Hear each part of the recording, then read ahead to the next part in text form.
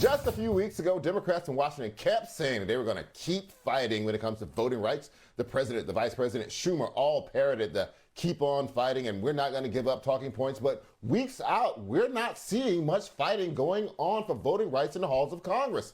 This has all contributed to a downward slide in Biden's approval rating among black voters, where his support has fallen double digits from September to last month. The biggest drop was among men and those under age 50. The number of black voters who feel voting rights should be one of Biden's top priorities has steadily increased, particularly among black voters over the age of 50. Someone who has been sacrificing his own health in the fight for voting rights is legendary radio host Joe Madison, who at age 72 years young recently announced he was ending his hunger strike after a remarkable 74 days. He released this statement on the night the voting rights bill died in the Senate, reading in part, "I say to the Republicans in the Senate, you have gained a temporary victory. Republicans are now the political party of voter suppressionists.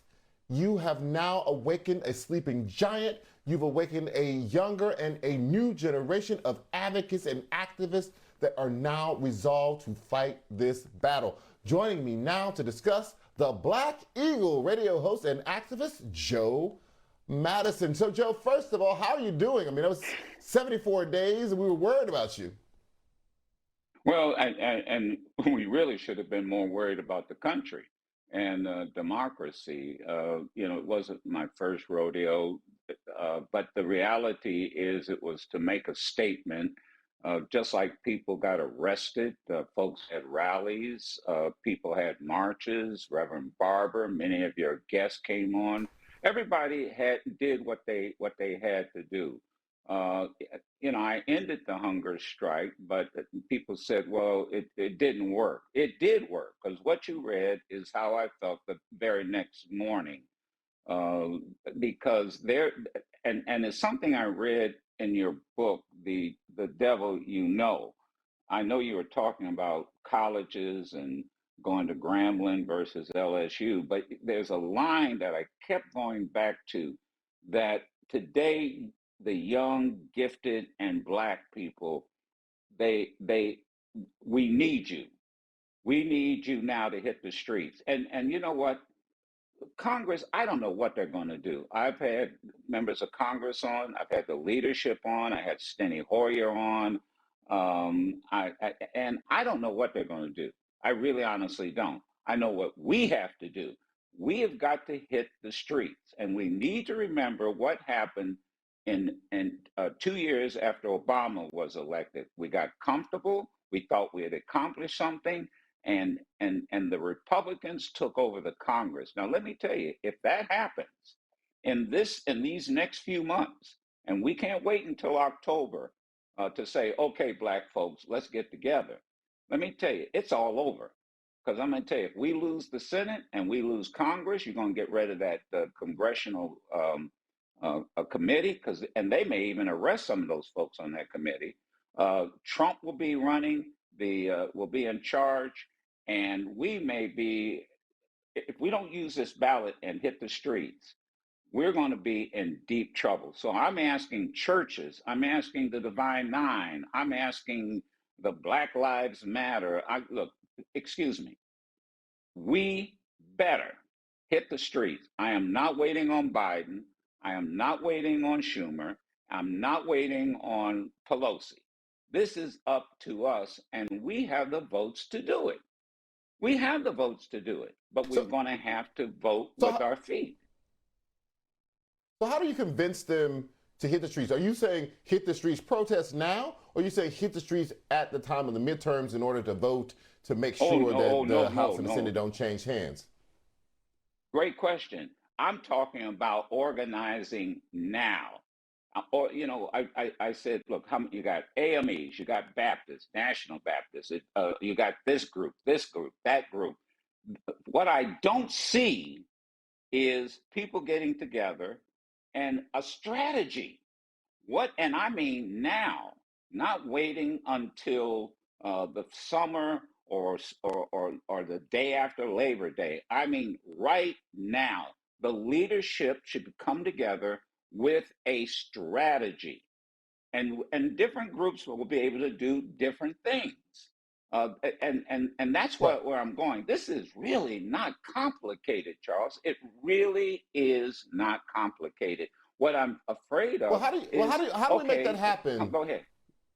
I But, don't. but The how do we make that answer. happen, Joe? Well, Because first of all, there's doing what now we're doing. less Uh-huh. there right there are now fewer direct actions than there were when the bill was alive, right? So when the bill was alive, there were, like you were mentioning, Barber, all other groups, people were standing outside the White House getting arrested. Those actions have basically ceased. At the same time, Yep. there's very little talk, if any, in Congress or the White House, even though everybody said they were going to keep fighting. So I don't see any energy at the moment around the issue of voting rights, whether protest or legislative. How do you kickstart, jolt the system back into activism? Well, that's why I came on your show because the very question has to be asked, and really what you're doing with the question, you're challenging us. You're challenging people. Well, I mean, what are they wait? What are we waiting on? If and I think we just, well, oh, let's see what Congress does. They're going to do their thing. And by the way, we they've got so many issues out there because you just got had a segment. You just had a segment. He's over in New York because of gun violence. Now we damn well may go to war with Russia. I mean, the point is, I'm not waiting on them. So I'm saying to the leadership, look, guys, Charles is raising a question which is more a challenge than it is a question. And we need to do our thing. And so how do you do that? That's a great question. I hate to sound like I don't have an answer, but Right. everybody can Zoom, everybody can, put your heads together and come up with a strategy. A strategy. Who's going to do what? What is this group going to do? What is that group? Because everybody can do something. That's the thing I keep saying. Most people, and you just said it.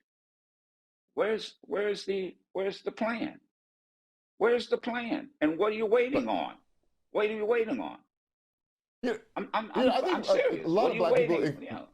right, a lot of black people, including activists, have to walk a very kind of thin line here. On the one hand, you want people to be upset by what just happened. You want them to be upset by what the Republicans did by blocking this completely. You also want them to be upset with Democrats for not pushing hard enough to get over the hurdle. But Oh, how do you well, let me tell you. Well, balance, what they did making push. people, letting people be upset without making them demoralized and not want to go out and vote when it comes time for the midterms and Well, for the next presidential well, election? well, well. First of all, let's identify who the enemy was.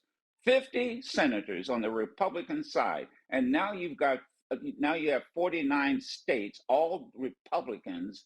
So that also are now. Isn't it ironic that they're saying, oh, we had record turnout in this state. We had a record turnout in that state. That's because black folk got out in Georgia, black folk got out in Arizona, black folk got out and used what they had in front of them and won the day. And now these same people are saying, oh, well, we got to change what we did to make it easy to vote. So, so the reality is don't get demoralized. Don't wait on Congress. Pull your leadership together. And by the way, it doesn't always have to be national leadership because Right. a lot of this fight has got to be state by state. I am not waiting. I love Al Sharpton. I'm not going to wait on Sharpton. I'm not going to wait on the NAACP. And by the way, I didn't need permission to not eat solid food for 72 days. You don't lead by consensus. You do not lead by consensus. And so what we need is to get our act together right now and start planning. And there are enough folk out here, well, whether it's on the state level, plan on. I'm somewhat frustrated in because you're asking, and then your questions are so good, but again, they are a challenge. and we have to answer Right. that challenge. And so that's why I say, and I particularly say to the young Right. people, we did not fail. Man, it's like the Right. admiral that hit Pearl Harbor, Right. Charles, who said, "Oh, we've Right. wakened a sleeping giant." You got young people now that know Right. more about filibustering than they knew before. They know now that 50 Republicans in the United States Senate don't give a Right. damn about us, And and we we hope now they hit know this who speed. the I'm being enemy told, is. Joe, Joe, I have to wrap up now. I'm Okay. being told I have to wrap up. Sorry about that. I hope those young people hit the streets. I hope they are encouraged and energized and organizing. We are so happy to have you back with us, and thank you so much for joining us tonight.